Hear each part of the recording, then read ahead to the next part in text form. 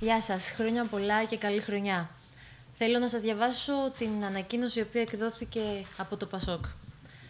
Μας θλίβει η παράλογη πολιτική πράξη που συντελείται με την εν ψυχρό προσπάθεια του κυρίου Γιώργου Παπανδρέου να διασπάσει το ΠΑΣΟΚ και λίγες μέρες πριν από τις εκλογές να ιδρύσει το δικό του προσωπικό και ιδιόκτητο κόμμα.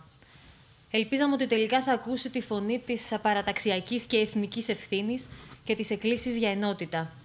Διαψευστήκαμε. Η απόφασή του ήταν λυμμένη εδώ και καιρό και δεν χρειαζόταν ούτε καν προσχήματα. Δυστυχώς, συμπεριφέρεται ως κληρονόμος που θέλει να καταστρέψει το ΠΑΣΟΚ που ίδρυσε ο πατέρας του. Το ΠΑΣΟΚ που τον τίμησε εκλέγοντάς τον πρόεδρο και αναδεικνύοντάς τον σε πρωθυπουργό. Δεν θα το καταφέρει. Όπως είπε ο Ανδρέας Παπανδρέου, το ΠΑΣΟΚ ούτε κληρονομείται, ούτε τεμαχίζεται.